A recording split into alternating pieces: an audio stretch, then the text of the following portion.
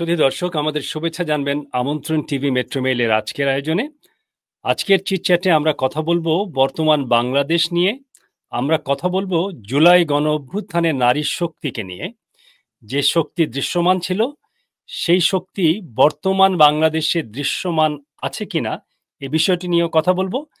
এই বিষয়ে কথা বলবার জন্য আমাদের স্টুডিওতে আজকে যুক্ত হয়েছেন আমাদের একজন বিশেষ অতিথি, সঙ্গে আছেন আমাদের নিয়মিত প্যানেলিস্ট ফ্যাসিলিটেটর দুজনই। আমি আমার অতিথি এবং আমাদের যে প্যানেলিস্ট ফ্যাসিলিটেটর দুজনকেই একটু আগে নিয়ে আসি। আপনাদেরকে স্বাগত আমাদের আজকের অনুষ্ঠানে। নাফিসা নিপুন তানজিম, আপনি আমাদের সঙ্গে আজকে প্রথম একটি অনুষ্ঠান করছেন, আপনাকে বিশেষভাবে অভিনন্দন। অনেক ধন্যবাদ আমাকে ইনভাইট করার জন্য। আমাদের সঙ্গে আছেন ক্রিস্টিনা রোজারিও, তিনি একজন উন্নয়ন কর্মী এবং একজন অরেটর। আমরা দীর্ঘদিন ধরে এই প্ল্যাটফর্মে একসঙ্গে কাজ করছি। ক্রিস্টিনা, আপনাকে অভিনন্দন জানাই। এবং এই সাথে শুধু দর্শক, আপনারা যারা দেখছেন, আপনাদেরকে আমাদের আজকের নতুন যে অতিথি তার সঙ্গে একটু পরিচয় করিয়ে দেই। আমাদের সঙ্গে আছেন নাফিসা নিপুন তানজিম। তিনি একজন শিক্ষক, তিনি একজন গবেষক, তিনি তার নানান পরিচয় আছে। নাফিসা নিপুন তানজিম যুক্তরাষ্ট্রের Worcester state university department of interdisciplinary স্টাডিজের সহযোগী অধ্যাপক হিসেবে কাজ করছেন। নাফিসার গবেষণা ও শিক্ষকতার বিষয়ে নারীবাদ, বিশ্বায়ন এবং আন্দোলনের রাজনীতি, যেটি আমাদের আজকের বিষয় অনেকটাই। নাফিসা ঢাকা বিশ্ববিদ্যালয়ের উইমেন অ্যান্ড জেন্ডার স্টাডিজ স্নাতক সম্পন্ন করে ইউনিভার্সিটি অফ টরন্টো ইউএফটি থেকে তিনি মাস্টার্স করেছেন। এরপরে তিনি যুক্তরাষ্ট্রের রাটগার্স ইউনিভার্সিটি থেকে পিএইচডি গবেষণা সম্পন্ন করেছেন। রানা প্লাজা পরবর্তী সময়ে শ্রম আন্দোলনের উপরে সামাজিক যোগাযোগ মাধ্যমের প্রভাব, এশিয়ার প্যাসিফিক অঞ্চলে নারীদের অবস্থান এবং বাংলাদেশের নারী বিষয়ক অধ্যয়নের ইতিহাসের উপর নাফিসার প্রকাশনা রয়েছে। তার গবেষণা এবং শিক্ষকতার পাশাপাশি নাফিসা যুক্তরাষ্ট্রের লেজলি ইউনিভার্সিটির শিক্ষক ইউনিয়ন এবং ইউনাইটেড স্টুডেন্টস এগেইনস্ট সোয়েট শপের সংগঠক ছিলেন একসময়। তাছাড়া তিনি বাংলাদেশের নারীবাদী সংগঠন মেয়ের সাথে যুক্ত আছেন একজন সংগঠক হিসেবে। এই হচ্ছে নাফিসা, আপনার সম্পর্কে যতটুকু আমি জেনেছি। এই আরো বিষয়ে আমরা আপনার সঙ্গে যখন কথা বলবো আমরা আরো জানবো। আজকের বিষয়ের জন্য আপনি খুবই প্রাসঙ্গিক, কারণ আমাদের আজকের বিষয় হচ্ছে, আমরা যা দেখতে পাচ্ছি স্ক্রিনে, যে জুলাই গণ অভ্যুত্থানে নারী শক্তি ও বর্তমান বাংলাদেশ। আমি প্রথমেই যদি একটু শুরু করি, যে বর্তমান বাংলাদেশে আমরা নারী শক্তির একটা হিসেব নেওয়ার চেষ্টা করব। তার আগে যদি আমরা আপনার অনুমতি নিয়ে ছোট্ট একটি ভিডিও দেখে আসি, ক্লিপ দেখে আসি।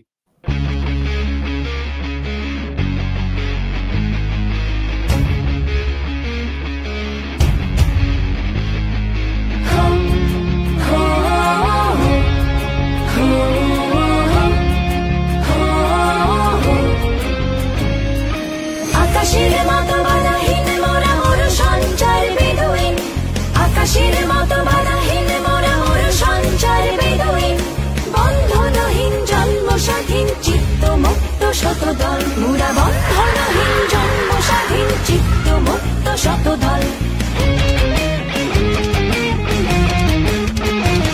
মোরা ঝঞ্ঝার মতো উত্তাপ, মোরা ঝর্ণার মতো চঞ্চল, মোরা বিধাতার মতো নির্ভয়, মোরা প্রকৃতির মতো সচল, মোরা ঝঞ্ঝার মতো উত্তাপ, মোরা ঝঞ্ঝার মতো উত্তাপ, মোরা ঝঞ্ঝার মতো উত্তাপ।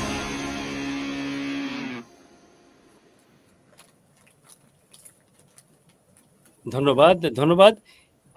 এটি সরকারের একটি সাম্প্রতিক সময়ের একটি ভিডিও ক্লিপ।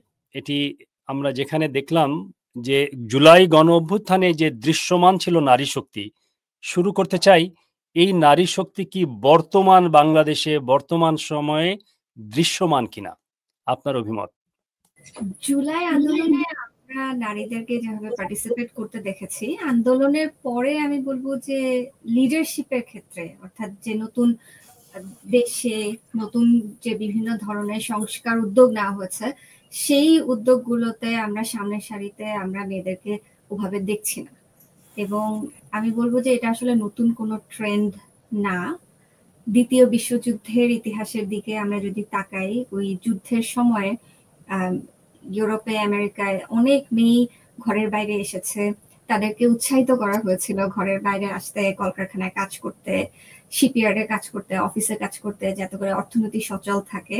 এবং যখন যুদ্ধ শেষ হয়ে গেল তখন সুন্দর মতো তাদেরকে আবার ঘরে পাঠিয়ে দেওয়া হলো এবং তাদেরকে বলা হলো যে সন্তান বড় করা এবং পরিবারের সদস্যদের সেবা যত্ন করাটাই হচ্ছে তাদের জীবনের মূল উদ্দেশ্য। বিপ্লব পুরুষের কুক্ষিগত হওয়া এটা নতুন কোনো ব্যাপার না, এবং আমি বলবো যে টু সাম এক্সটেন্ট ইতিহাসের পুনরাবৃত্তি হচ্ছে। আমরা আন্দোলনের সময় একটু আগে যে ভিডিওটা দেখলাম যে মেয়েরা মিছিল করেছে, আন্দোলনের নেতৃত্ব দিয়েছে, ঢাকা ইউনিভার্সিটিতে ছেলেরা যখন ক্যাম্পাসে থাকতে পারে নাই তখন মেয়েরা লিড নিয়েছে। এখানে দিন রাতের কোনো বাধা ধরা নিয়ম ছিল না, যখন বাইরে আসতে হয়েছে তারা বাইরে এসেছে, গ্রাফিতি করেছে। এবং নারীদের পাশাপাশি নন বাইনারি কমিউনিটির, হিজড়া কমিউনিটির অনেকেও অনেকভাবে ইনভলভ ছিল। কিন্তু পুরুষতান্ত্রিক সমাজ আমি বলবো যে তখন তাদেরকে জায়গা করে দিয়েছে, কারণ যে কোনো সোশ্যাল মুভমেন্ট, যে কোনো সামাজিক আন্দোলনকে সফল হতে হলে ইউ নিড বডিজ, মানুষের মানে এক্সিস্টেন্স দরকার, মানুষের বডি দরকার, এবং ওই বডি যখন আপনার দরকার সেখানে নারী পুরুষে আসলে ভেদাভেদ করলে হয় না। সো তখন স্কোপটা ছিল মেয়েরা একইভাবে, এবং স্বৈরাচার বিরোধী যে আন্দোলন হয়েছে এটা তো শুধুমাত্র পুরুষের দাবি না, এটা নারী পুরুষ নির্বিশেষে বাংলাদেশের আপামর জনসাধারণের দাবি ছিল। তো তখন সবাই একসাথে কাঁধে কাঁধ মিলিয়ে ফাইট করেছে। কিন্তু মুভমেন্টের পরে আমরা যেটা দেখলাম যে একটার পর একটা সংস্কার কমিশন হচ্ছে, সেখানে মেয়েদের উপস্থিতি নেই। যে মেয়েরা মুভমেন্টের সময় লিড নিয়েছে, যাদেরকে ডিবি তুলে নিয়ে গিয়েছিল, যারা মাঠে মার খেয়ে মাঠে পড়েছিল, তারা এই আমাদের পুরুষতান্ত্রিক যে ধরপাকড়ের রাজনীতি, এবং আমি বলবো যে ব্যাটাগিরির রাজনীতি শুরু হলো, সেই ব্যাটাগিরির রাজনীতিতে ধরপাকড় করা, অন্যের জায়গা দখল করে নেওয়া, অন্যের উপরে দিয়ে কথা বলা, এবং এই শভিনিজমের যে চর্চা, সেই চর্চাটা এমন একটা অবস্থান তৈরি করেছে যে যেখানে মেয়েদের পক্ষে আসলে টিকে থাকাটাই খুব ডিফিকাল্ট হয়ে দাঁড়িয়েছে। এবং আমাদের যে সমাজ, এটা বাংলাদেশের অ্যাক্টিভিস্টরা এখন অনেক, নারী অ্যাক্টিভিস্টরা অনেক ইউজ করছে এই টার্মটা, যে ব্যাটাগিরি এই সমাজে টিকে থাকতে হলে আপনাকেও ব্যাটা হতে হয়। যেমন শেখ হাসিনার কথা আমরা যদি চিন্তা করি, একজন স্বৈরাচারী নারী এতদিন ধরে বাংলাদেশে ক্ষমতায় ছিল, এবং টু সাম এক্সটেন্ট অনেকে বলছে যে সবচেয়ে বড় ব্যাটা হচ্ছে গিয়ে শেখ হাসিনা।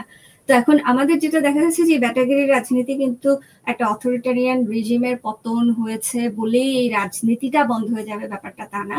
এই রাজনীতি চলে এসেছে, এখনো হচ্ছে, এবং বাংলাদেশের সমসাময়িক যে ঘটনা প্রবাহ সেখানে আমরা দেখতে পাচ্ছি যে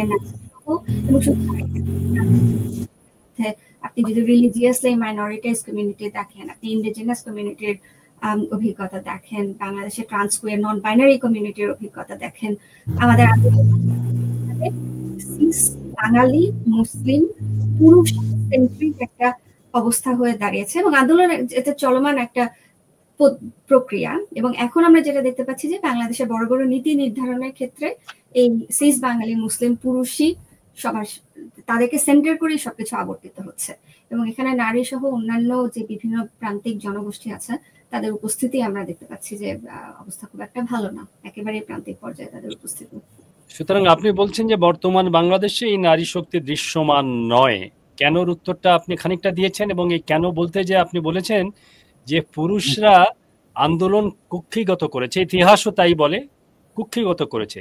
নারীরা যদি জুলাই আগস্টে প্রতিবাদ করতে পারে, পরবর্তীতে যখন পুরুষরা কুক্ষিগত করে ফেলে, এটি যদি ন্যায্যতা হারায়, যদি সঠিক না হয়, তারপরে প্রতিবাদ হয় না, তারপরে আমরা জি জি সেটার জন্য যে শক্তিটা সঞ্চয় করার দরকার, যে এজেন্সি তৈরি করার দরকার, সেটাও তো হচ্ছে। আমার প্রশ্নটা সেখানে, সেদিকে যেতে হলে তো অনেকখানি আন্দোলন করতে হবে।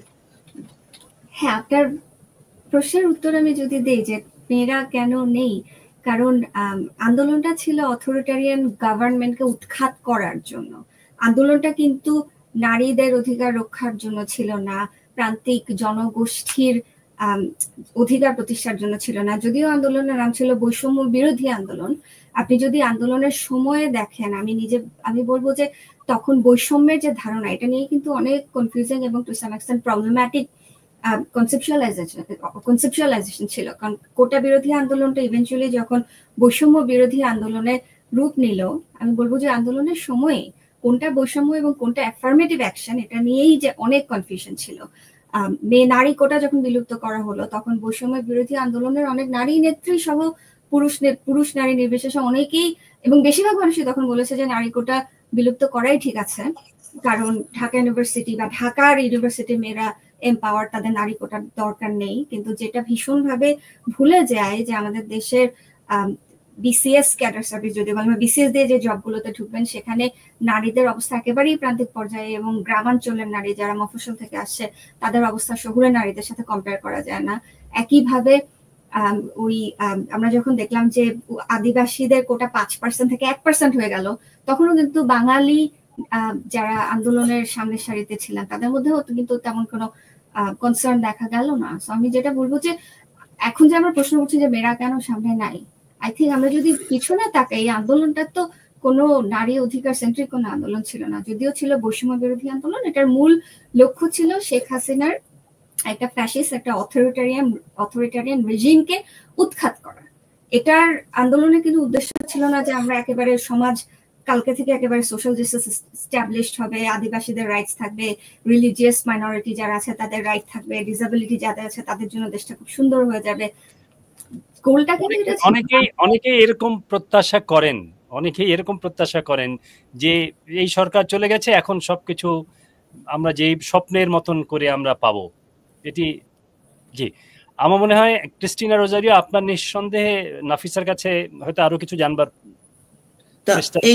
ওই স্বপ্নের কথাটা থেকেই আসতে হয় যে এই মুহূর্তে যে দুপক্ষ এবং টানাপোড়েন হচ্ছে সেটা একটা সংস্কার, নারী বিষয়ক সংস্কার কমিশনের প্রতিবেদনকে ঘিরে।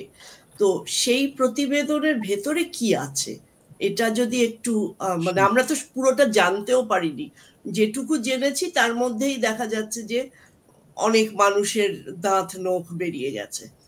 তো এখন ওই প্রতিবেদনটার ভেতরে কি আছে, প্রতিবেদনটার সময় উপযুক্তিটা নিয়ে যদি একটু আলোচনা করা যায় তাহলে বোধহয়, কারণ অনেকেই আমার কাছে মনে হচ্ছে যে অনেক ক্ষেত্রে সেটা চাওয়াটাও মন্দ নয় যে একটা নতুন অবস্থা এসছে, অতএব যতটা পরিবর্তন সম্ভব সেই পরিবর্তনের অন্তত শুরুটা করা হোক, সেই হিসেবে এই কমিশনের রিপোর্ট। কিন্তু তার মধ্যে তো অনেক রকমের তুলকালাম হয়ে যাচ্ছে।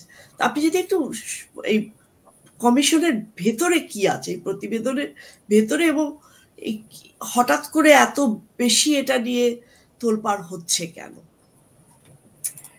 খুবই ভালো প্রশ্ন। কমিশনের রিপোর্টের ভেতরে কি আছে? রিপোর্টটা কিন্তু ইন্টারনেটে অ্যাভেলেবল, যে কেউ চাইলেই, যার ইন্টারনেটের অ্যাক্সেস আছে, সংস্কার কমিশনের ওয়েবসাইটে গিয়ে রিপোর্টটা ডাউনলোড করে পড়তে পারে। রিপোর্টটা অনেক লম্বা, 318 পেজের একটা রিপোর্ট, এবং এটাই আমার কাছে ইন্টারেস্টিং লাগছিল যে আপনি যদি এই রিপোর্টটাকে অন্যান্য অনেক সংস্কার কমিশনের রিপোর্টের সাথে কম্পেয়ার করেন, এটা মোটামুটি মানে this is the hardest working group যে এত ডিটেইলে কাজ করেছে। অন্য অনেক সংস্কার কমিশনের রিপোর্ট কিন্তু অনেক ছোট, এবং আমি বলছি না যে একটা থেকে খারাপ, কিন্তু এত কম্প্রিহেনসিভ কাজ কিন্তু বেশিরভাগ কমিশনই করে নাই। তো এই কমিশন আমরা যদি দেখি যে এটা তৈরি হয়েছে এনজিও প্রতিনিধিদেরকে নিয়ে, এখানে আইনজীবী আছেন, বিভিন্ন একাডেমিক প্রতিষ্ঠানের প্রতিনিধি আছেন, শ্রম আন্দোলনের নেতারা আছেন, মানবাধিকার কর্মী আছেন, শিক্ষক প্রতিনিধি আছেন। সো কমিশনের রিপোর্টটা কিন্তু খুবই একটা ডাইভার্স এবং ইন্টারডিসিপ্লিনারি ব্যাকগ্রাউন্ড থেকে এসেছে। কমিশনের রিপোর্টের মূল যেটা ফোকাস সেটা হচ্ছে যে নারীর এগেনস্টে যে বৈষম্য আছে, নারীর প্রতি বৈষম্য বিলুপ্তি এবং একই সাথে সমতা অর্জন, পুরুষের সাথে সমতা অর্জনের ব্যাপারটা, বৈষম্য বিলুপ্তি এবং সমতা। এবং এটা আপনি কিভাবে করবেন, আপনি যদি রিপোর্টটা দেখেন দেখবেন যে এখানে বেশ কয়েকটা জিনিস খুব সুন্দরভাবে আউটলাইন করা হয়েছে। বাংলাদেশে এখন পর্যন্ত নারীদের অবস্থাটা আসলে কি সেটার একটা ঐতিহাসিক পর্যালোচনা আছে, এবং এখন নারীদের কি অবস্থা সেটা নিয়ে আলোচনা আছে, এবং তারপরে বিভিন্ন টপিকে সিরিজ অফ রেকমেন্ডেশনস আছে। প্রায় বিভিন্ন 15টা বিষয়ে 423টার মতো সুপারিশ আছে। এবং এটা কিন্তু খুব ইন্টারেস্টিং যে 423টা সুপারিশ। আমরা কয়টা সুপারিশ নিয়ে কথা বলছি? আমরা তো খুব বেশি হলে 3-4টা সুপারিশ নিয়ে আমাদের দেশে ডিসপ্রপোর্শনেটলি হচ্ছে মানুষ আলোচনা করছে, সমালোচনা করছে। আপনি যদি রিপোর্টটা দেখেন, ভীষণ কম্প্রিহেন্সিভ একটা রিপোর্টে 423টা সুপারিশ, এর মধ্যে যেমন সংবিধান সংস্কারের কথা বলা হয়েছে, একদম ধরে ধরে আমাদের কনস্টিটিউশনের কোন জায়গাগুলো খানিকটা আউটডেটেড হয়ে গেছে, আরো সেন্সিটিভ করা যায় এবং নারীর প্রতি হচ্ছে গিয়ে ইনক্লুসিভ এবং ফ্রেন্ডলি করা যায়, সেটা নিয়ে আলোচনা এসেছে। আইনগত সংস্কারের আলোচনা এসেছে। বিভিন্ন ধরনের প্রাতিষ্ঠানিক যে চ্যালেঞ্জ বাংলাদেশের নারীরা ফেস করে, সেই চ্যালেঞ্জ কিভাবে প্রতিরোধ করা যায় সেটার আলোচনা এসেছে। স্থানীয় এবং জাতীয় সরকারের সংস্কারের কথা এসেছে। নারী স্বাস্থ্য সুরক্ষা কিভাবে করা যায়, কোন ধরনের পলিসি আনা যায়, প্রতিষ্ঠানগুলোতে কিভাবে চেঞ্জ করা যায় সেটা এসেছে। নারীর বিরুদ্ধে সহিংসতার উপরে একটা বড় আলোচনা আছে। জনপ্রশাসনে নারীর অংশগ্রহণের প্রতিবন্ধকতা এবং চ্যালেঞ্জ মোকাবিলার বিষয়টি এসেছে। শিক্ষা ক্ষেত্রে, প্রযুক্তি ক্ষেত্রে এবং শিক্ষা এবং প্রযুক্তি ক্ষেত্রে নারীর দক্ষতা কিভাবে বাড়ানো যায় সেটা নিয়ে আলোচনা এসেছে। এবং এছাড়াও অর্থনীতিতে নারীর ভূমিকা, শ্রমজীবী নারীর অধিকার, নারী শ্রমিকের অভিবাসী নারীর অধিকার, দারিদ্র বিমোচন কিভাবে করা যায় এবং স্পেসিফিক্যালি নারীদের দারিদ্র কিভাবে অ্যাড্রেস করা যায়, গণমাধ্যমে নারী রিপ্রেজেন্টেশন, স্পোর্টসে নারীর অবস্থান, ক্লাইমেট জাস্টিসের নারীর অবস্থান এবং এগুলো কিভাবে অ্যাড্রেস করা যায়। সো আপনি যদি জাস্ট পুরো রিপোর্টটা না পড়লেও শুধু সূচিপত্রটা দেখেন একদম শুরুতে, দেখবেন যে এটা ভীষণ কম্প্রিহেন্সিভ একটা রিপোর্ট এবং এখানে কিছু সলিড রেকমেন্ডেশন এসেছে। এর মধ্যে কিছু রেকমেন্ডেশন এখনই বাস্তবায়ন করা সম্ভব, কিছু রেকমেন্ডেশন হয়তো পরবর্তী নির্বাচিত সরকার আসলে তখন বাস্তবায়ন করা সম্ভব, আর কিছু রেকমেন্ডেশন হচ্ছে স্বপ্ন এবং আকাঙ্ক্ষা। সো আমি বলবো যে খুবই মানে the group worked really hard to put this together. আচ্ছা, থ্যাংক ইউ নাফিসা। আমার একটা প্রশ্ন আছে, একটা প্রশ্নের ভিতরে দুটো ভাগ। একটা হচ্ছে যে প্রথম যদি বলেন যে এই যে নারী কমিশন হয়েছে, যে কমিটি হয়েছে, এটা ইনক্লুসিভ কিনা। আমাকে অনেকে প্রশ্ন করেছেন নারী বিষয়ে কি একমাত্র নারীরাই কথা বলবেন, পুরুষদের সেখানে পার্সপেক্টিভ দেওয়ার বা একটা কিছু বলবার সুযোগ আছে কিনা, এটি ইনক্লুসিভ ছিল কিনা। আরেকটা হচ্ছে এই যে প্রতিবাদ হচ্ছে, এই প্রতিবাদের যে বিরুদ্ধে এই কমিশনের যে রেকমেন্ডেশন বা এর বিরুদ্ধে যে প্রতিবাদ হচ্ছে, এটিকে আপনি কিভাবে দেখেন? খুবই ভালো দুটো প্রশ্ন। এখন আমি বলবো যে অনেকে এখন প্রশ্ন তুলছে যে নারী বিষয়ক সংস্কার কমিশন ইনক্লুসিভ ছিল কিনা। আমি তাদেরকে আসলে পাল্টা প্রশ্ন করতে চাই যে এই প্রশ্নটা আপনারা অন্যান্য যে সংস্কার কমিশন গুলো আছে সেগুলো নিয়ে তুলছেন না কেন? কারণ আপনি যদি অন্যান্য সংস্কার কমিশন গুলো দেখেন, দেখবেন যে মোটামুটি সবগুলো সংস্কার কমিশনই ভীষণ ভাবে সিস বাঙালি মুসলিম পুরুষ ডমিনেটেড। আপনি জাস্ট গুনে দেখেন সেখানে কতজন আদিবাসী রিপ্রেজেন্টেশন আছে, কতজন নারী আছে, অথবা কতজন নন মুসলিম মানুষ আছে। সো আমার প্রশ্ন হচ্ছে পাল্টা প্রশ্ন যে এই প্রশ্নটা কেন শুধুমাত্র নারী বিষয়ক সংস্কার কমিশনকে করা হচ্ছে। আর 2 নাম্বার হচ্ছে যে এখানে পুরুষ কেন নাই সেটা নিয়ে প্রশ্ন এসেছে। আমি উত্তর দেব 2 ধাপে। এক হচ্ছে যে অন্যান্য কমিশনগুলোতে, বেশিরভাগ কমিশনগুলোতে নারী কেন নেই, হয়তো খুব অল্প 1-2 like kind of token representative নারী আছে, সেটা নিয়ে কিন্তু আমাদের মাথা ব্যথা নাই। আমাদের মাথা ব্যথা হচ্ছে এখানে কেন নারী নেই।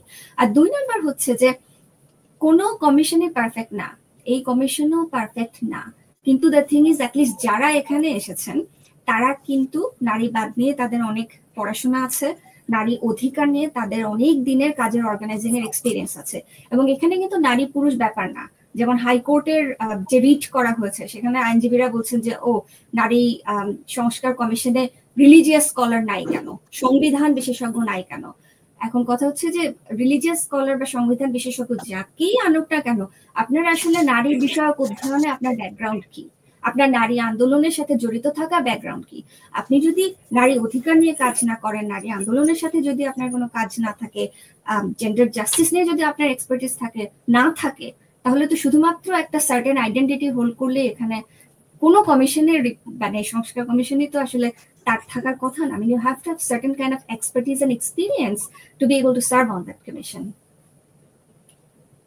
আর প্রতিবাদের কথা আপনি যেটা বললেন, মানে I can go on and on. আপনি যদি প্রতিবাদ কেন আমাকে বলবেন কখন থামতে হবে। একটু সংক্ষেপে যদি বলেন যে প্রতিবাদ, এই যে সংস্কার কমিশনের বিরুদ্ধে প্রতিবাদ হচ্ছে, এর মূল কোন কারণ কি মনে করেন আপনি? আমার কাছে আমি as an academician, I mean I'm observing everything with huge like curiosity and there are just so many dynamics. একটা যেটা জিনিস আমার কাছে খুবই ইন্টারেস্টিং লাগছে যে আমার মনে হচ্ছে যে অনেক সময় প্রায় মানুষ অনেক ওভার সিম্পলিস্টিক্যালি পুরো জিনিসটা অ্যানালাইজ করছে। জিনিসটা শুধু এমন না যে বাংলাদেশের হুজুররা বা বাংলাদেশে যারা হয়তো মানে কথ্য ভাষায় বললাম আর কি, যে বাংলাদেশে যারা হুজুর আছেন বা অথবা again I mean not to like demonize them, যে রিলিজিয়াস অর্থোডক্স বা রিলিজিয়াস রাইট উইং যারা, তারা মেয়েদেরকে দেখতে পারে না, সুতরাং নারী নির্বাচন এই নারী সংস্কারের কমিশনের রিপোর্ট নিয়ে এত হয়েছে। আমার মনে হয় এটার এই ন্যারেটিভটা খুবই সিম্পল। এটার বাইরে গিয়ে আমাদের আসলে দেখতে হবে যে কার্যকারণটা আসলে কি। আমি জাস্ট কিছুদিন আগে বিবিসির একটা প্রতিবেদন পড়ছিলাম এবং সেখানে দেখছিলাম যে হেফাজতে ইসলামী কিন্তু হচ্ছে এই নারী সংস্কার প্রতিবেদন এটা নিয়ে তারা শুধু আন্দোলন করছে না, তাদের অ্যাকচুয়ালি 4 দফা দাবি আছে এবং তাদের মধ্যে একটা দফা হচ্ছে যে তাদের এগেইনস্টে যতগুলো কেস আছে সেই কেসগুলোকে তুলতে হবে। এবং হেফাজতে ইসলামের কিন্তু খুব লম্বা হিস্ট্রি আছে এই শেখ হাসিনা এবং যে স্বৈরাচারী ফ্যাসিস্ট যে গভর্নমেন্ট ছিল তাদের সাথে কোলাবোরেশনের। খুবই ইন্টারেস্টিং ব্যাপার হচ্ছে যে আওয়ামী লীগকে হয়তো অনেকে এগেন এই কারণে বলছে যে আমাদের এই সিম্পলিস্টিক ন্যারেটিভের বাইরে গিয়ে জিনিসটাকে দেখতে হবে, কারণ বাংলাদেশে ওই সেকুলারিজম ভার্সেস রিলিজিয়াস ফান্ডামেন্টালিজমের যে বাইনারি, সেখানে অনেক সময় অনেকেই হচ্ছে আওয়ামী লীগকে পোর্ট্রে করে যে তারা হচ্ছে বাংলাদেশি সেকুলারিজমের ধারক বাহক এবং সেকুলারিজমের প্রোটেক্টর। আপনি যদি আওয়ামী লীগের অ্যাফিলিয়েশন দেখেন, যদিও জামাত শিবিরের সাথে তাদের কনফ্লিক্ট আছে, কিছু ইসলামিক গ্রুপ পলিটিক্যাল গ্রুপের সাথে কনফ্লিক্ট আছে, হেফাজতে ইসলামীর সাথে কিন্তু আওয়ামী লীগের বেশ ভালো একটা সখ্যতা ছিল। এবং শেখ হাসিনা সরকারের আমলেই দেখা গেল যে মাদ্রাসার এডুকেশন হচ্ছে গিয়ে সার্টিফাই করা হলো, বিভিন্ন ধরনের হচ্ছে গিয়ে পাঠ্যপুস্তকে হচ্ছে গিয়ে স্পেসিফিক্যালি মাদ্রাসা বোর্ডের পাঠ্যপুস্তকে নানা ধরনের সংস্কার করা হলো। এবং আওয়ামী লীগ হচ্ছে গিয়ে তাদের এগেইনস্টে যে ন্যারেটিভটা মাঝে মাঝে আসে যে তারা হচ্ছে অ্যান্টি ইসলাম, সেটাকে ফেস করার জন্য হেফাজতে ইসলামের সাথে একটা সখ্যতা তারা কন্টিনিউ করে নিজেদেরকে লেজিটিমাইজ করার চেষ্টা করেছে। এখন now that Awami League is গন, হেফাজত টু সাম এক্সটেন্ট তাদের কিন্তু সেই মানে কওমি জননী তাদের নাই, তাদের মাথার উপরে কোনো ছাতা নাই। তো দ্য ইন্টারেস্টিং থিং ইজ, আমার যেটা মনে হচ্ছে যে আমি যেটা দেখছি যে নারীকে এখানে নারী ইস্যুটাকে পণ করে তারা অ্যাকচুয়ালি তারা কি নিজেদের কোনো স্বার্থ সিদ্ধির চেষ্টা করছে কিনা, কারণ তারা কিন্তু বেশ অনেকদিন থেকেই লবি করে আসছে যে তাদের এগেইনস্টে যে সিরিজ অফ যেসব মামলা হয়েছে মামলাগুলো যাতে তুলে না হয়। এখন আমি জানি না, কিন্তু আমার মনে হয় যে 4টা দফা দাবি আছে, সেই 4টা দফার দাবির মধ্যে একটা হচ্ছে নারী অধিকার নারী সংস্কার কমিশনের রিপোর্ট অ্যাড্রেস করা, কিন্তু অন্যান্য দাবিগুলো খুবই ইন্টারেস্টিং যে আপনি কি অন্য কিছু অর্জন করতে যাচ্ছেন এবং সেটা যাতে অর্জন করা যায় এই কারণে নারী ইস্যুটা নিয়ে একটা বিশাল শোডাউন করে আপনি কি অর্জন করতে যাচ্ছেন, 1 নাম্বার। আর 2 নাম্বার হচ্ছে যে প্রশ্নগুলো আসছে যে এটা নারী সংস্কার কমিশনের রিপোর্ট গুলো হচ্ছে কি রাষ্ট্রের সাথে সংবিধানের সাথে সাংঘর্ষিক বা ইসলামের মৌলিক বিষয়গুলোর সাথে সাংঘর্ষিক। 1 নাম্বার যেটা যে যারা বলছেন যে এটা সংবিধানের সাথে সাংঘর্ষিক, আমি বলবো যে সংবিধানকেই সংস্কার করার জন্য কিন্তু একটা কমিশন আছে। এই সংস্কার কমিশনের উদ্দেশ্যগুলোই হচ্ছে যে আমাদের যে এক্সিস্টিং যে প্রতিষ্ঠানগুলো আছে সেগুলো আমরা কিভাবে সংস্কার করতে পারি। সো বাংলাদেশের সংবিধানের সাথে সাংঘর্ষিক বলাটা আসলে খুবই মানে অযৌক্তিক, কারণ 1 নম্বর হচ্ছে যে সংবিধান সংস্কার কমিশনই অনেক রেকমেন্ডেশন দিয়েছে সংবিধানকে সংস্কার করার জন্য, এবং নারী কমিশনের যে হচ্ছে কি নারী সংস্কার যে প্রস্তাবনা আছে সেখানেও হচ্ছে কি সংবিধান সংস্কারের জন্যই অনেক প্রস্তাবনা রাখা হয়েছে। সুতরাং সংবিধানের সাথে ইটস আ রেকমেন্ডেশন, এটা কোনো ল না, এটা কোনো পলিসি না, এটা কেউ ইমপ্লিমেন্ট করে নাই, এটা জাস্ট একটা রেকমেন্ডেশন। সো এটার সাথে আসলে সংবিধানের সাথে সংঘর্ষের প্রশ্নটা অপ্রাসঙ্গিক। আর 2 নম্বর যেটা অনেকে বলছে যে ইসলামের মৌলিক বিষয়গুলোর সাথে এটা সাংঘর্ষিক। 1 নম্বর হচ্ছে যে ল গুলো তারা বলছে যে উত্তরাধিকার আইন বলেন বা কিছু ল নিয়ে হচ্ছে অনেক কথা হচ্ছে, এই কমিশনের রিপোর্ট কিন্তু বলে নাই যে এই লটা হচ্ছে এক্সিস্টিং লকে রিপ্লেস করবে।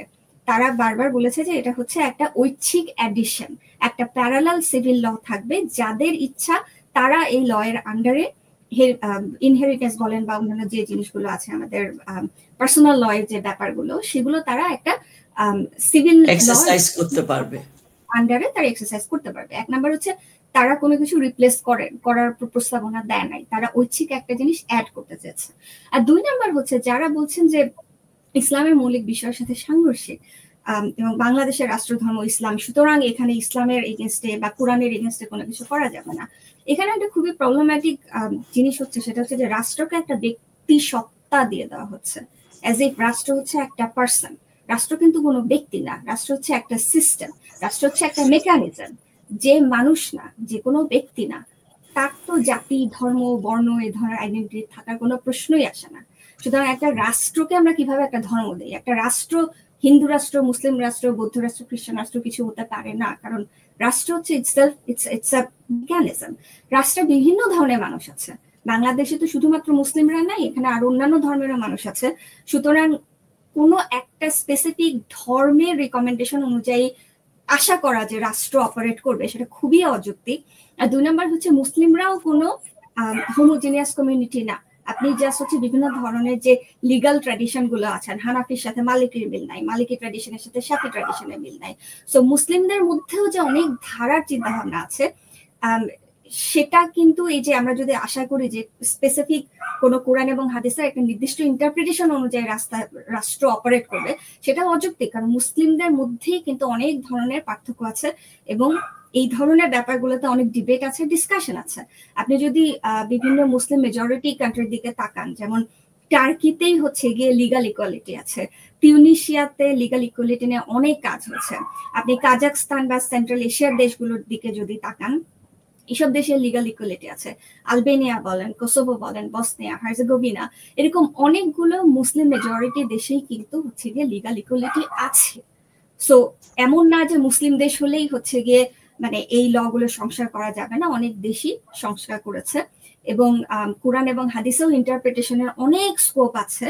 এবং অ্যাজ সামওয়ান, মানে আমি এই বিষয়ে আমার যেহেতু আমার জেন্ডার স্টাডিজ নিয়ে কিছু পড়াশোনা আছে এবং ইসলামিক ফেমিনিজম নিয়েও আমরা কাজ করেছি, বাংলাদেশে যেটা দেখা যায় যে ওয়াহাবি আর সালাফি ট্র্যাডিশন এত ডমিনেন্ট যে ওয়াহাবি এবং সালাফি চিন্তাধারার বাইরে গিয়ে যে আরো কিছু করা সম্ভব, সেটা এটা নিয়ে কথাও বলা যায় না। কারণ কিন্তু অনেক ইসলামিক স্কলার আছে যারা হয়তো ফেমিনিস্ট অ্যাঙ্গেল থেকে আসছেন, যারা ডিকলোনিয়াল অ্যাঙ্গেল থেকে আসছেন, ক্রিটিক্যাল মুসলিম স্টাডিজ অ্যাঙ্গেল থেকে কোরআনকে ব্যাখ্যা করছেন, হাদিসকে ব্যাখ্যা করছেন। এখন এরকম মানুষকেও তো এই কমিশনের ভেতরে ইনক্লুড করা যেত। আপনি যাদের উল্লেখ করছেন যে এমন মানুষও আছে স্কলার, সেরকম স্কলার কি ছিল এই ইয়েতে? বাংলাদেশে এটাই আমি বলছি, আমাদের বাংলাদেশে প্রবলেম যেটা কি, যে আপনার যারা নিজেদেরকে ইসলামিক স্কলার বলছেন, আমি নিজে আসলে পার্সোনালি আমি যারা নিজেদেরকে মানে আলেম, ওলামা বা ইসলামিক স্কলার হিসেবে দাবি করছেন, অন্তত আমি জানি না যে তাদের কেউ ইসলামিক ফেমিনিজম এক্সপার্ট অথবা তারা হচ্ছে ডিকলোনিয়াল অ্যাঙ্গেল থেকে ক্রিটিক্যাল মুসলিম স্টাডিজ নিয়ে পড়াশোনা করেছেন, আমি জানি না। এবং অন্তত সেটার কোনো প্রমাণ নেই। রাইট। এবং কেউ যদি নিজেকে আলেম ওলামা হিসেবে দাবি করেন এবং তারা নারী সংস্কার এই কমিশনে থাকতে চান, মানে আমার প্রশ্ন হবে, আপনি কি আমিনা ওয়াদুদের কাজ পড়েছেন? আপনি হিনা আজম পড়েছেন? আপনি জাহরা আইবি পড়েছেন? আপনি লীলা আবু লুঘব পড়েছেন? লাইক আপনি যদি এই কাজ মানে ফাতেমা মার্নিসে পড়েছেন, আপনার যদি ইসলামিক ফেমিনিজম নিয়ে আপনার যদি কাজের অভিজ্ঞতা না থাকে, পড়াশোনা না থাকে, এবং ইসলামিক ফেমিনিস্টরা কিভাবে রিলিজিয়াস টেক্সটকে রিইন্টারপ্রিট করছে, তারা অনেক রিসার্চ করে দেখেছেন যে for a really long period of time, এই যে শরিয়া ল বলা হচ্ছে না, যে শরিয়া লকে ইমপ্লিমেন্ট করতে হবে, শরিয়া লর এগেইনস্টে কিছু করা যাবে না, শরিয়া ল কোত্থেকে আসলো?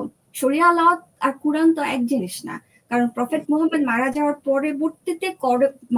পরে কয়েকশো বছর ধরে আস্তে আস্তে বিভিন্ন এলাকায় শরিয়া ল ডেভেলপ করেছে, মানুষ এটা ডেভেলপ করেছে। শরিয়া ল মানুষের তৈরি, এটা ডিরেক্টলি কোরআন থেকে।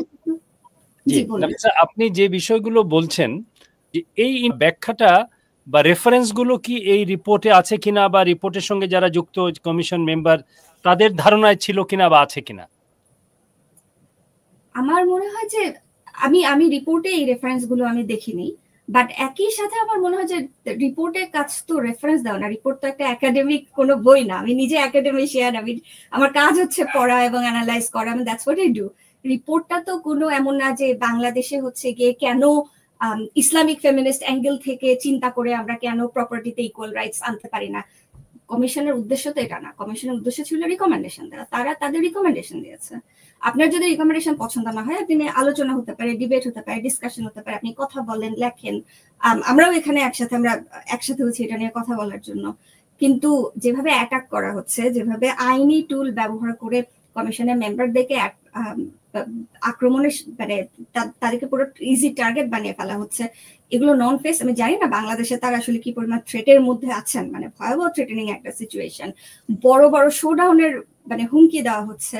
So this is not the way how you can have, you know, a productive discussion. আচ্ছা, ধন্যবাদ নাফিসা। ক্রিস্টিনা আপা, আপনি আপনার যে বিষয়টি আপনি জানতে চান বা বলতে চান সেটি বলবেন। আপনার কাছেও আমার একটা প্রশ্ন, ক্রিস্টিনা রোজারিও, আপনি যেহেতু একজন উন্নয়ন কর্মী, যে কোনো কমিশন হোক, যে কোনো একটি কমিটি হোক, যখন আমিও এরকম নানান রকমের ছোটখাটো কমিটির সঙ্গে যুক্ত ছিলাম, কেউ যখন কোনো কিছু রেকমেন্ড করে, সুপারিশ করে, তার সঙ্গে কিন্তু কিভাবে এই সুপারিশটা ইমপ্লিমেন্ট হতে পারে তারও ইঙ্গিত থাকে বা বলে দেওয়ার একটা সুযোগ থাকে। এইখানে এটি আছে কিনা আমি জানি না, সম্ভবত নেই। ক্রিস্টিনা রোজারিও, আপনার কোনো বিষয় থাকলে এবং এর সঙ্গে যদি এই প্রশ্নটির উত্তরও আপনি দিতে পারেন।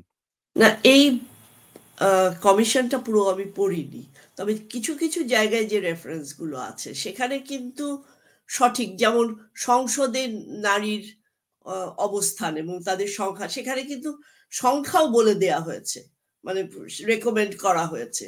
তারপরে কিছু কিছু জিনিস নিয়ে যেমন অনেক তোলপাড় হচ্ছে যে এই যে ওয়াজে কাকে কটাক্ষ করা যাবে, কাকে করা যাবে না, এগুলো তো একেবারে স্পেসিফিক মানে কাজকে বলে দেয়া হয়েছে, সুপারিশ করা হয়েছে। আমার ধারণা এই রিপোর্টের মধ্যে সে ধরনের সুপারিশও আছে। থাকুক না থাকুক সেটা তো বড় কথা না, এটা একটা রেকমেন্ডেশন, এটা একটা প্রথম পদক্ষেপ। এটার পরে তো আরো অনেক পথ এগুতে হবে। এখনই এটা বন্ধ করে দেয়া আর কোনো আইন হয়ে যায়নি, এটি কোনো আইনও হয়ে যায়নি, এটা কোনো আইন হয়নি, এগুলো সুপারিশ। এবং এই সুপারিশ এই 1 নম্বর সুপারিশ পছন্দ না হলে পুরো জিনিসটাকে তুলে ফেলে দেওয়ার চেয়ে ওই 1 নম্বর সুপারিশের বিপক্ষে অন্য কি হতে পারে সেই আলোচনা করারও তো সুযোগ আছে।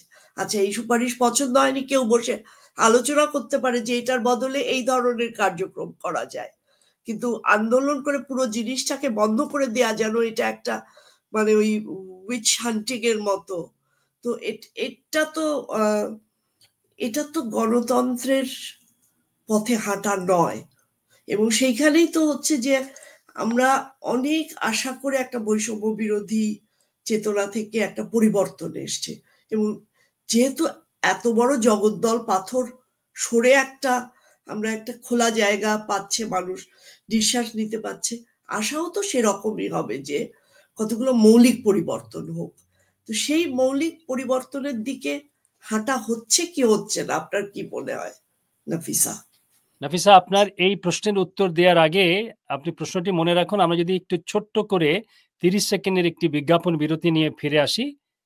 শুধু দর্শক, আপনারা দেখছেন টিভি মেট্রো মিলের চিটচ্যাট অনুষ্ঠান। আমরা কথা বলছি নাফিসা নিপুন তানজিম, একজন শিক্ষক, গবেষক, নারীবাদী বিষয়ে তার নানান রকমের লেখাপড়া এবং গবেষণা আছে।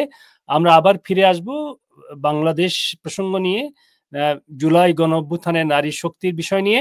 আমাদের সঙ্গেই থাকবেন। Welcome to N Jahan Legal Professional Corporation.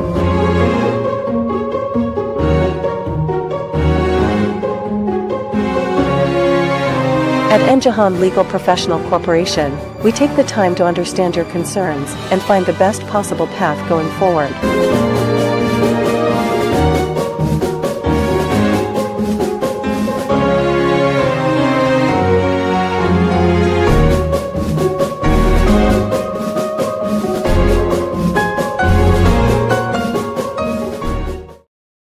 শুধু দর্শক, আমাদের সঙ্গে থাকবার জন্য অসংখ্য ধন্যবাদ। আমরা কথা বলছিলাম বাংলাদেশ প্রসঙ্গ নিয়ে, নারী শক্তি নিয়ে। নাফিসা নিপুন তানজিম, যে প্রশ্নটির উত্তর আপনি দিতে চাইছিলেন। হ্যাঁ, আপনার প্রশ্নটা খুবই ভালো যে আমরা সেই মৌলিক পরিবর্তনের দিকে হাঁটছি কিনা। এটার উত্তর দিতে গেলে আমি অ্যাঞ্জেলা ডেভিসকে কোট করবো। ওনার একটা কোট আছেন, উনি বলেছেন যে freedom is a constant struggle. ফ্রিডমের কোনো এন্ডিং পয়েন্ট নাই যে আমি এই 10টা জিনিস অ্যাচিভ করলে আমার স্বাধীনতা চলে আসবে। সো আমি বলবো যে মৌলিক পরিবর্তন এটা একটা চলমান বিষয়। সো আমরা যদি দেখি যে শেখ হাসিনার রেজিমের অবস্থানের পরে আমাদের অর্জনগুলো কি কি, মানে এটা খুব ভালো একটা এক্সাম্পল সেট করেছে যে একটা আমাদের দেশে এত বছরের একটা অথরিটারিয়ানিজম চলতে দেশের মানুষ এই অথরিটারিয়ানিজমকে চলতে দেয়নি, এবং যখন এটা সহ্যের সীমার উপরে চলে গেছে তখন সাধারণ মানুষ, যে পিপলস পাওয়ার যেটা, তার সেটা রাইজ করেছে। আমরা বটম আপ অর্গানাইজিং এর খুব ভালো এক্সাম্পল দেখেছি। আমরা দেখেছি যে আমাদের স্টুডেন্টরা এবং আমাদের যে নতুন প্রজন্ম তারা কতখানি পলিটিক্যালি কনসিয়াস। হয়তো একটা ধারণা আছে তারা সবসময় social media, they don't care about anything, কিন্তু আমরা দেখেছি যে দেশে ক্রিটিক্যাল সময় তারা কিভাবে এগিয়ে এসেছে, তারা পার্টিসিপেট করেছে, and they are not going anywhere, তারা এই দেশেই আছে এবং তারা সবকিছু অবজার্ভ করছে।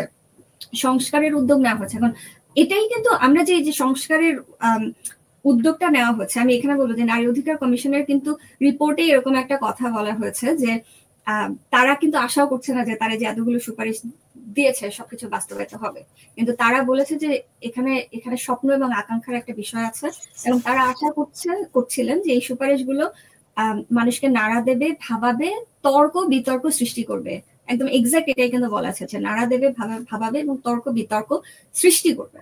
তো আমার মনে হয় যে অ্যাটলিস্ট বিভিন্ন ধরনের যে সংস্কার কমিশনের রিপোর্ট গুলো আসছে, আমরা প্রাতিষ্ঠানিক সংস্কার করার চেষ্টা করছি, এটাই কিন্তু গোল হওয়ার কথা। এটা এবং যে কোনো সংস্কারের পদ্ধতি আন্দোলনের পরে কিন্তু মানে ইটস নেভার স্মুথ প্রসেস।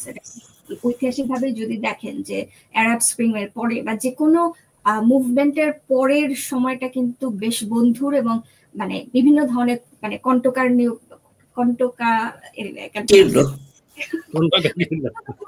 পথ আপনাকে হচ্ছে গিয়ে পাড়ি দিতে হয়। আমাদের দেশে যেটা হচ্ছে যে আমরা ওইরকম একটা ডিফিকাল্ট সিচুয়েশনের মধ্যে দিয়ে যাচ্ছি। এখন মৌলিক পরিবর্তন হচ্ছে কিনা, এখন আমার এটা পরিবর্তন একটা চলমান প্রক্রিয়া, এবং পরিবর্তনে দেশের স্টুডেন্টরা যেমন নিজেদেরকে হয়তো একটা পর্যায়ে খুব ইমানসিপেটেড ভেবেছে, এবং কথা হচ্ছে আপনি যখন এই ধরনের অথরিটারিয়ান পাওয়ার এতদিন ধরে একটা শক্ত গ্রিপ ধরে রেখেছিল, এখন সেই পাওয়ারটা চলে যাওয়ার পর একটা ভ্যাকুয়াম তো তৈরি হবেই, এবং অনেক রাইট উইং পাওয়ার অনেকেই চেষ্টা করছে সেই ভ্যাকুয়ামটা ফিল আপ করার, এবং আনফরচুনেটলি আমরা দেখছি যে একটা রাইট উইং কনজারভেটিভ পাওয়ারও রাইজ করছে এবং তারা সেই ভ্যাকুয়ামটাকে দখল করার চেষ্টা করছে, এবং তাদের যেভাবে পারছে এখান থেকে সুবিধা নেবারও চেষ্টা করবে। এক্স্যাক্টলি সো এটা, এবং আমি বলবো যে এটা এই ফ্রিডম স্ট্রাগলেরই একটা পার্ট।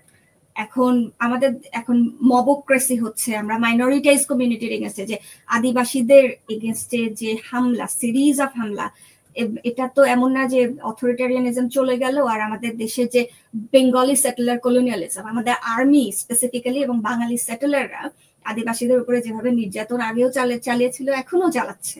তো দ্য থিং ইজ যে আমাদেরকে এগুলো নিয়ে আস্তে আস্তে কথা বলতে হবে, অর্গানাইজ করতে হবে, এবং পুরোটাই একটা প্রসেস। এই প্রসেসটা কোনো স্মুথ প্রসেস না, এই এমন না যে মানে বৈষম্য বিরোধী আন্দোলন সফল হলো, এবং আমি এটাই বলবো যে আন্দোলন একটা চলমান প্রক্রিয়া। যারা জুলাইতে আন্দোলন করেছে সেই স্বাধীনতার স্বপ্ন নিয়ে তাদের অনেকে এখনো মাঠে আছে, এবং এমনটা না যে একটা শুধু হেফাজতে ইসলামী বিশাল শোডাউন করেছে। বাংলাদেশে অনেক নারী অধিকার নিয়ে কাজ করে এরকম অনেক অর্গানাইজেশন, অনেক তৃণমূল পর্যায়ের সংগঠন এবং তৃণমূল পর্যায়ের মানুষরা কিন্তু মাঠে আছে, তারা প্রতিবাদ করছে, তারা লিখছে, এবং খুবই গঠনমূলক ভাবে তারা তাদের সমালোচনাগুলো সামনে নিয়ে আসছে। এখন আমি বলবো যেটা হচ্ছে এটা খুবই স্বাভাবিক একটা, মানে এরকমই হয়। আমাদের আন্দোলনের পরের মৌলিক পরিবর্তনটা হঠাৎ করে চলে আসে না, it's a process, and hopefully things will transform. ধন্যবাদ। জব করে সব ঠিক মতো সব জায়গা মতো বসে যাবে এটা আশা করাও ঠিক নয়। এটা যারা নিরাশাবাদী তাদের জন্য একটি ভালো একটি বার্তা আপনি দিলেন, কারণ অনেকেই আমরা দেখি যে এই সমস্ত থেকে সেই ফিরে যেতে চান যে আগেই ভালো ছিলাম, অথবা অন্য ন্যারেটিভে নিয়ে যেতে চান। সুতরাং যা ঘটছে এটি কাঙ্ক্ষিত না হলেও খুব অস্বাভাবিক কিছু নয়, তাই আপনি বলতে চাইছেন।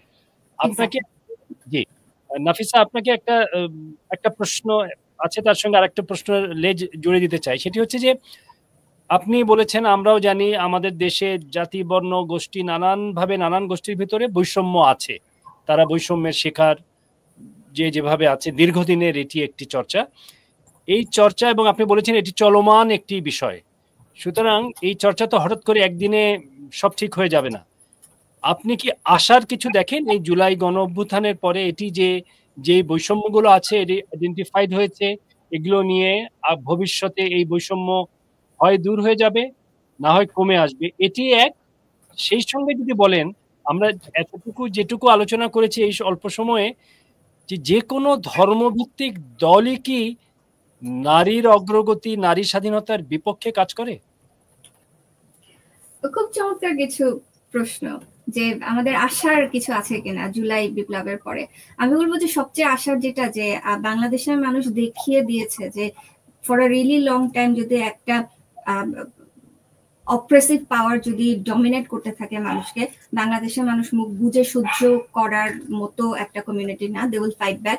এবং স্পেসিফিক্যালি পার্সোনালি স্পিকিং আমার নিজের জন্য ভীষণ রিওয়ার্ডিং ছিল যেটা অবজার্ভ করা, সেটা হচ্ছে যে আমাদের স্টুডেন্টদের পলিটিক্যাল কনসিয়াসনেস, আমাদের স্টুডেন্টরা কিভাবে পলিটিক্যালি মোবিলাইজ হচ্ছে। জেন জি আমরা যাদেরকে বলছি, নতুন যারা স্টুডেন্ট, তারা ফ্রেশ চিন্তা করছে এবং আন্দোলনের ক্ষেত্রেও খুবই অভিনব ভাবে তারা আন্দোলন অর্গানাইজ করছে।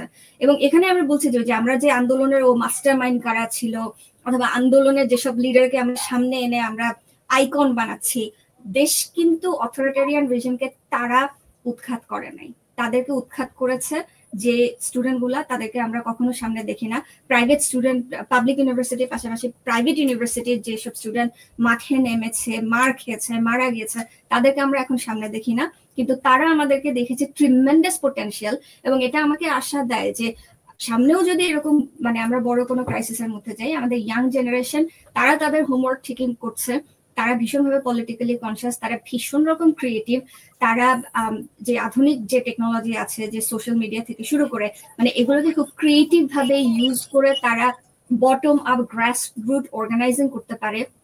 এখন এই যে সংস্কার নিয়ে বিভিন্ন ধরনের আলোচনা হচ্ছে, ডিবেট হচ্ছে, টু সাম এক্সটেন্ট আমি বলবো যে এটা ভালো জিনিস। কিন্তু এই যে এখন যে এতদিন ধরে জাস্ট চিন্তা করে দেখেন যে আওয়ামী লীগের সময়ে আসলে আমরা উত্তরাধিকার আইনে নারী সমান অধিকার হওয়া উচিত, বা আমাদের লিগাল ইকুয়ালিটি দরকার, বা সেক্স ওয়ার্কারদের যে রাইটস আছে, যে তাদেরকে জাস্ট তাদের প্রফেশনটাকে ইলিগাল না করে তাদেরকে শ্রমিক হিসেবে স্বীকৃতি দেওয়া, for a really long time authoritarian রেজিমে আমরা যখন ছিলাম এগুলো নিয়ে কিন্তু আমরা কথা বলতে পারি নাই। To some extent it became a common sense, and to some extent it became a matter of trading off, right? যে আচ্ছা আমি তোমাকে 10টা জিনিস দিলাম, সব তুমি আমাকে 5টা দিলা, এবং উত্তরাধিকারের মতো বিষয়গুলো বা সেক্স ওয়ার্কের মতো বিষয়গুলো, বা আমি বলবো এলজিবিটি কিউআই রাইটস এর মতো বিষয়গুলো আমরা সবসময় তুলে রাখতাম, যে আচ্ছা ঠিক আছে এখন না পরে, এখন না পরে। কিন্তু অ্যাটলিস্ট এখন আমি বলবো যে কোনো ধরনের শো ডাউন যখন হয়, বা ভীষণ রকম আমরা যদি বলি যে রাইট উইং পাওয়ার যদি রাইজ করে, একই সাথে কিন্তু যখন মানুষের সহ্যের সীমা চলে যায় তখন কিন্তু প্রোগ্রেসিভ চিন্তাগুলো তখন ফাইট ব্যাক করে। এবং আমি বলবো এখন যে নতুন করে আমরা আলোচনা করছি যে মেয়েদের কেন উত্তরাধিকার আইনে আমাদের সংস্কার দরকার, কেন হচ্ছে গিয়ে সেক্স ওয়ার্কারদেরকে শ্রমিককে অধিকার দেওয়া দরকার, কেন তাদেরকে শ্রম আইনের আওতায় আনা দরকার, বা even for a really long period of time. আমি যখন আন্ডারগ্রাজুয়েট স্টুডেন্ট ছিলাম, আমি মানে বলতে বাধা নেই যে আমি women gender sexuality studies, women and gender studies পড়েছি, কিন্তু সেখানে আমরা কিন্তু ট্রান্স এবং কুইয়ার এবং নন বাইনারি যে রাইটস এর ব্যাপার সেটা আমাদের টাচও করা হয় নাই। কিন্তু এখন অন ওয়ান হ্যান্ড আমরা দেখছি যে মানুষ ট্রান্স ইস্যু নিয়ে খুবই মানে specifically right wing conservative sect খুবই কনসার্ন। কিন্তু আমি বলবো to some extent it's a good thing, কারণ আমার সময় অন্তত আলোচনাগুলো তো হচ্ছে।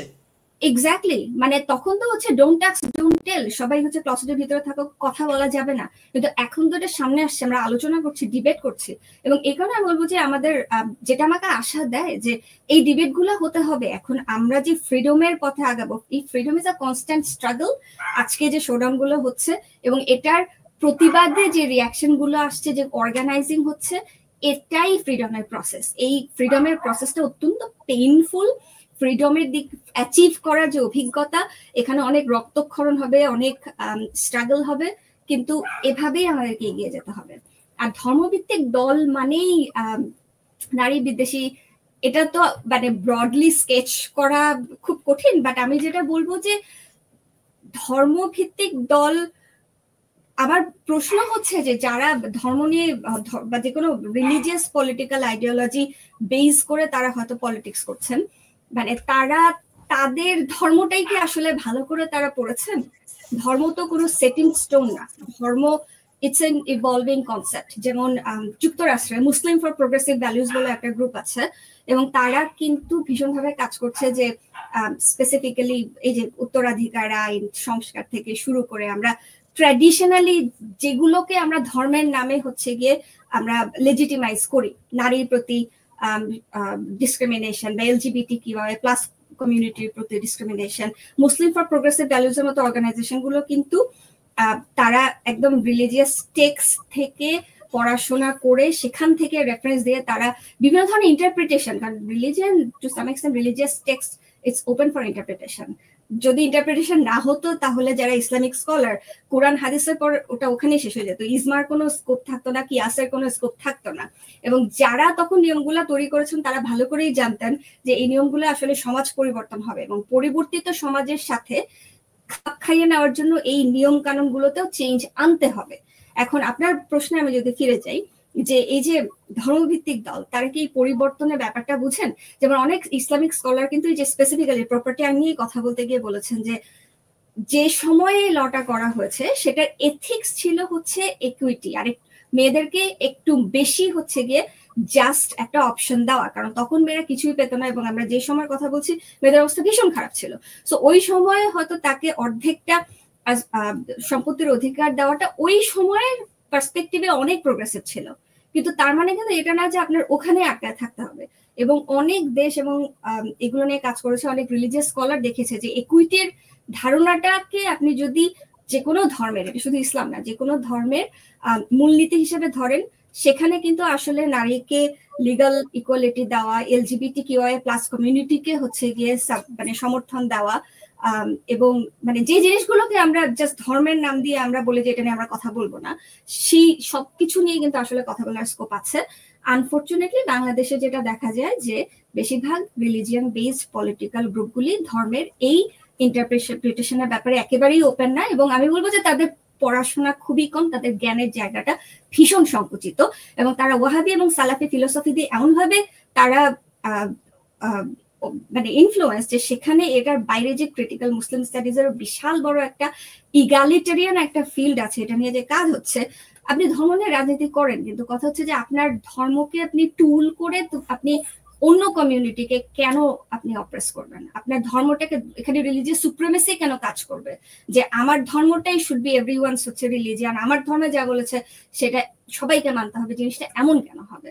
সো এটা যদি আমরা অ্যাড্রেস মানে করতে না পারি তাহলে আমরা কিন্তু বারবার ওই ওভার সিম্পলিফাইড এই দেখবো যে ও আচ্ছা রিলিজিয়ান বেসড পার্টি মানেই হচ্ছে গিয়ে তারা ভীষণ কনজারভেটিভ বিদ্বেষী। Right, exactly. আমেরিকা যেমন পুয়ার পিপলস মুভমেন্ট বলে একটা মুভমেন্ট আছে, খুবই ইন্টারেস্টিং, এটা খুবই রিলিজিয়ান দিয়ে তারা অনুপ্রাণিত, কিন্তু একই সাথে তারা রিলিজিয়ানের ইগালিটেরিয়ান দিকটা নিয়ে তারা কাজ করে এবং তারা ভীষণ অ্যান্টি ক্যাপিটালিস্ট অর্গানাইজিং করে এবং তারা অনেক LGBTQIA ফ্রেন্ডলি, তারা সমতার কথা বলে, ইকুয়ালিটির কথা বলে। সো আপনি যদি ওয়ার্ল্ডের বিভিন্ন জায়গায় তাকান এই ধরনের কাজ কিন্তু হচ্ছে। দ্য থিং ইজ যে আমরা বাংলাদেশে আসলে এই ধরনের কাজ কবে আরম্ভ করব সেটাই প্রশ্ন। ধন্যবাদ নাফিসা। আমি আসলে মূলত রিলিজিয়াস দল বলতে মৌলবাদী দলগুলো বোঝাতে চাইছিলাম। আমরা এই বিষয়ে আরেকদিন আপনাকে হয়তো আশা করব যে আপনি আমাদের সঙ্গে কথা বলবেন।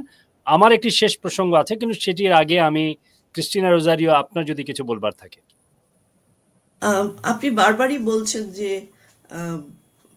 যে কোনো পরিবর্তনে মানে দীর্ঘ সময় পার করতে হয় এবং আপনি নিজেও অ্যাক্টিভিস্ট, তো এই মানে অনেক সময় একটা বৈরী অবস্থাকে কিন্তু অ্যাক্টিভিজমের পুঁজি হিসেবে ব্যবহার করা যায় এবং হয় অনেক ক্ষেত্রে, সেটাও হয়। তো সেরকম কাজের সুযোগ এখন বাংলাদেশে আছে কিনা? কারণ অনেক সময় এই নেগেটিভটাকেই নিজের পক্ষে ব্যবহার করার সুযোগ আছে, ও সেখানে আপনার রেকমেন্ডেশনটা কি? এটা অত্যন্ত চমৎকার একটা প্রশ্ন।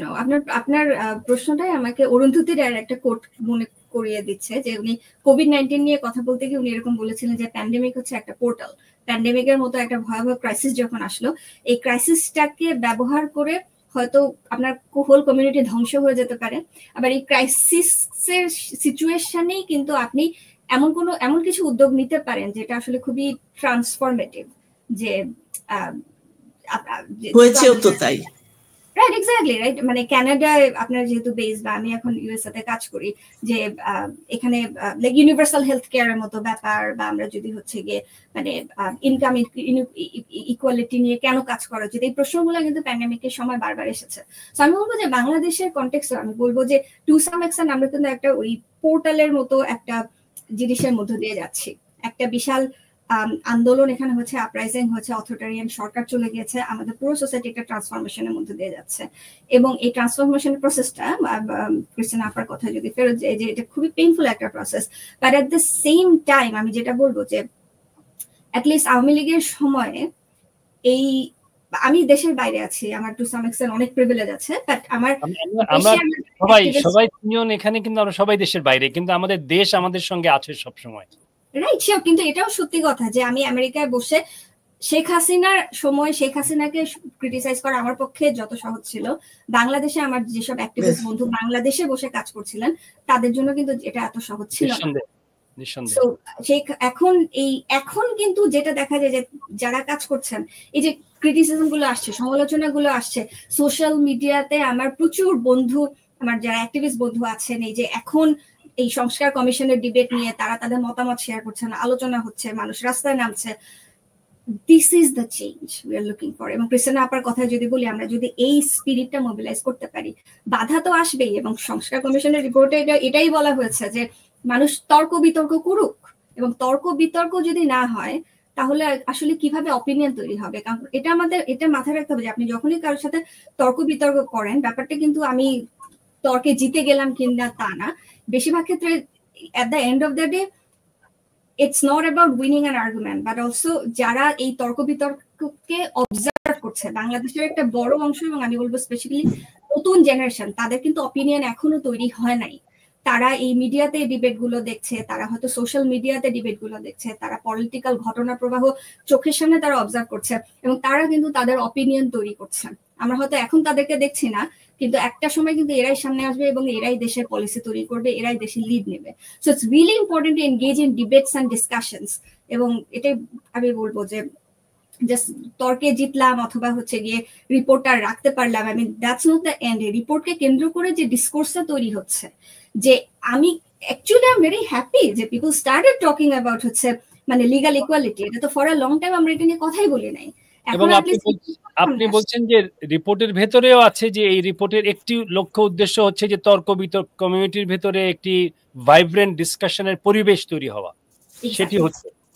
জি, অসংখ্য ধন্যবাদ। আমার পক্ষ থেকে একটি শেষ প্রশ্ন আপনার কাছে, তারপর যদি ক্রিস্টিনা রোজারিওর কিছু বলবার থাকে বললেন, আমরা অনুষ্ঠান শেষ করে দেব, সময় একেবারেই নেই।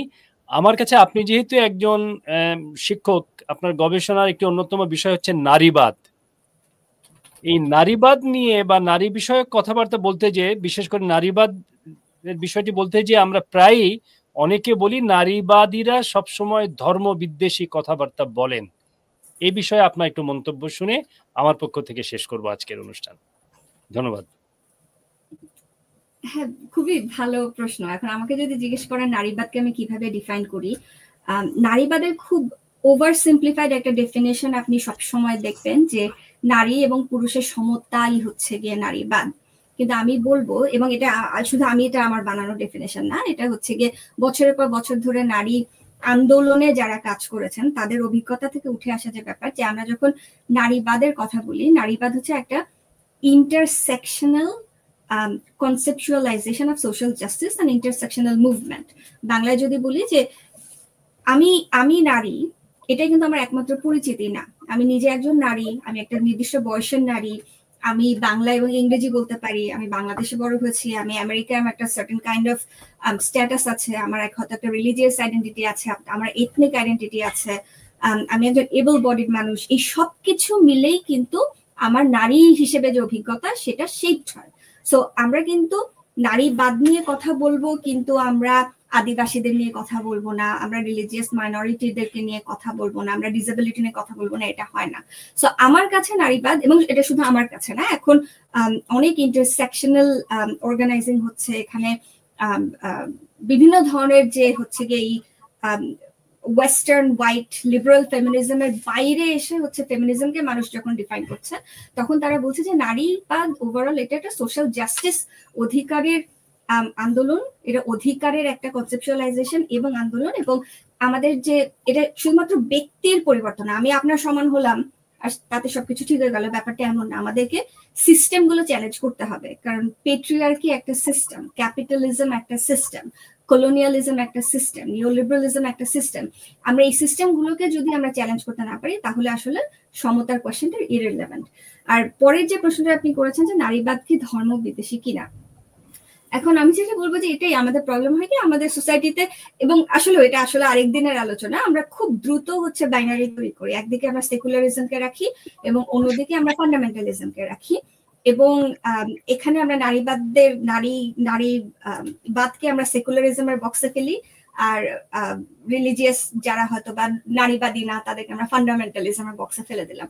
কিন্তু জিনিসটা কিন্তু এক নম্বর এত সহজ না, কারণ সেকুলারিজমের আইডিয়াটা আমরা যদি হিস্টোরিক্যালি দেখি, ইন্টারেস্টিংলি সেকুলারিজমের উদ্ভব হয়েছিল ইসলামের এগেনস্টে না, এটা ক্রিশ্চিয়ানিটির এগেনস্ট। এটা খুব ইন্টারেস্টিং একটা হিস্ট্রি আছে।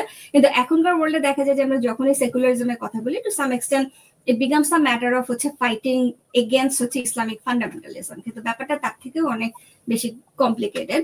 আর দুই নম্বরে আমি যেটা বললাম যে নারীবাদ, এটা অত্যন্ত কম্প্রিহেন্সিভ একটা ব্যাপার।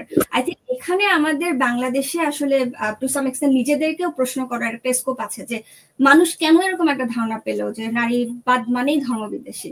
এখন আমি যদি সম্পত্তিতে লিগাল ইকুয়ালিটি চাই, আমার সেই চাওয়ার বেসটা কোথায়? আমি কি শুধু বললাম যে না আপনার ধর্ম আমি মানি না? আচ্ছা, আপনি যদি ধর্ম মানেন তাহলে আপনার অপশন কি?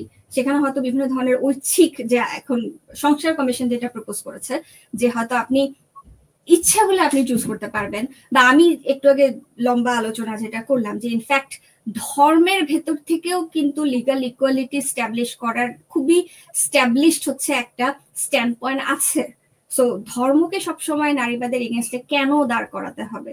এন্ড টু সাম এক্সটেন্ট আমি বলবো যে ধর্মকে নারীবাদের এগেনস্টে দাঁড় করালে বিভিন্ন ধরনের পলিটিক্যাল অ্যাক্টররা হচ্ছে এখান থেকে বিভিন্ন ধরনের সুবিধা নেয়। যেমন এখন যদি নারী সংস্কার কমিশন নিয়ে হেফাজত ইসলাম একটা বিশাল শোডাউন করে, এটা কিন্তু অ্যাকচুয়ালি আমাদের ইন্টারিম গভর্নমেন্টকে বিশাল একটা থ্রেট দিচ্ছে যে তাদের মামলাগুলো যদি উঠে নেওয়া না হয় তারা অনেক বড় ট্রাবল ক্রিয়েট করবে। সো টু সাম এক্সটেন্ট নারী এই সংস্কার কমিশনের debate becomes a tool. So I think it's really important for us to kind of go beyond this binary between feminism and হচ্ছে গিয়ে মানে ফান্ডামেন্টালিজম। এবং ফেমিনিজম শুধু ফান্ডামেন্টালিজমের এগেইনস্টে ফেমিনিজম ফাইট করে, এবং একই সাথে ইন্টারসেকশনাল ফেমিনিজমে, যেমন বাংলাদেশে আমরা কি এখন পুঁজিবাদী সমাজ যে কিরকম অপ্রেসিভ, বাংলাদেশের কর্পোরেশন বসুন্ধরার মালিকের যে হচ্ছে গিয়ে খুবই প্রবলেমেটিক হিস্ট্রি, সেখানে মানে আমরা কি সেগুলো নিয়ে কথা বলছি? আমরা কিন্তু আমাদের কর্পোরেটাইজেশনে কথা বলি না। নারীবাদ কিন্তু বাংলাদেশে মিলিটারিজম যে সমস্যা, আমাদের আর্মিকে আমরা একেবারে মাথার উপরে রেখে দিই, আর্মিকে কোনো প্রশ্ন করা যাবে না, আর্মি পাহাড়ে কি করছে এগুলো নিয়ে প্রশ্ন করা যাবে না।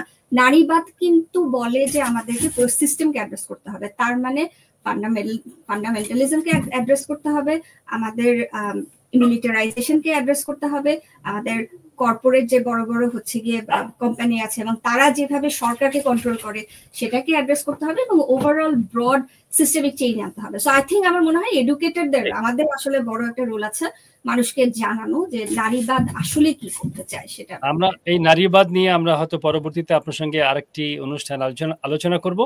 আজকের অনুষ্ঠান এখানে শেষ করবার আগে ক্রিস্টিনা রোজারিও আপনাকে দিয়ে আজকে অনুষ্ঠান শেষ করতে চাই। আপনার কোনো প্রশ্ন মতামত থাকলে আপনি যদি অনুষ্ঠানটি শেষ করেন। ধন্যবাদ আমাকে আজকে এই অনুষ্ঠানে যুক্ত করার জন্য। এক জায়গায় একটা কথা শুনেছিলাম যে অনেক সময় বড় বড় বন্যার পরে পলিমাটি আসে, তারপরে ফসল ভালো হয়। একটা বড় ঝাঁকুনি গেছে, সেই ঝাঁকুনির ফলে নানার দিকে টুকটাক ভাঙচুর, আমি তো বলবো যে আরো অনেক বেশি ভাঙচুর আমি আশা করেছিলাম, তার তুলনায় কম। সেটার ভিত্তিটা আবার হচ্ছে যে মানুষগুলোর কথা নাফিস আপনি বললেন, সাধারণ অল্প বয়সী সারা দেশ জুড়ে যেসব মানুষ, তারা এই ঝুরঝুর করে দেশটা ভেঙে পড়াটাকেও ঠেকিয়েছে, এখন ঠেকিয়ে চলেছে। অতএব আমি আশাবাদী হতে চাই, এবং এইসব আলোচনা একদিক দিয়ে শুভ, যেটা প্রথমেই বলছিলাম যে এই আলোচনা না হলে তো কোন দিকে নখ কোন দিকে দাঁত বেরিয়ে গেছে সেটা বোঝা যেত না, চেহারাগুলো পরিষ্কার হচ্ছে। তো সেটা এইটা মোটেই মন্দ নয়। আর এবং এটার কারণে যে সবকিছু শেষ হয়ে গেল তাও নয়। এইরকম একটি ইতিবাচক কথা দিয়েই বোধহয় আজকের আলোচনাটা শেষ করা ভালো। জি, অসংখ্য ধন্যবাদ ক্রিস্টিনা রোজারিও, বিশেষ করে নাফিসা, নিপুণ, তানজিম, আপনাকে অসংখ্য ধন্যবাদ। আপনি আপনার ইনসাইট, আপনার গবেষণার কাজ, আপনার শিক্ষকতার লব্ধ যে সমস্ত ইনসাইট আপনি আমাদের সঙ্গে শেয়ার করেছেন, এবং সেই সঙ্গে বাংলাদেশের বর্তমান নারী আন্দোলনের যারা দৃশ্যমান ছিলেন তাদের সম্পর্কে বলেছেন, এবং এই কমিশনের যে সংস্কার কমিশনের যে রিপোর্ট নারী, সেই রিপোর্টের কিছু বিস্তারিত তুলে ধরেছেন। আপনাকে অসংখ্য ধন্যবাদ জানিয়ে আমরা আজকের অনুষ্ঠান শেষ করব। শুধু দর্শক, আপনারা যারা আমাদের সঙ্গে ছিলেন আপনাদেরকেও অসংখ্য ধন্যবাদ জানিয়ে আজকের অনুষ্ঠান এখানে শেষ করব। নাফিসা, নিপুণ, তানজিম এবং ক্রিস্টিনা রোজারিও, আপনাদের দুজনকেই অসংখ্য ধন্যবাদ জানিয়ে অনুষ্ঠান শেষ করছি। ধন্যবাদ।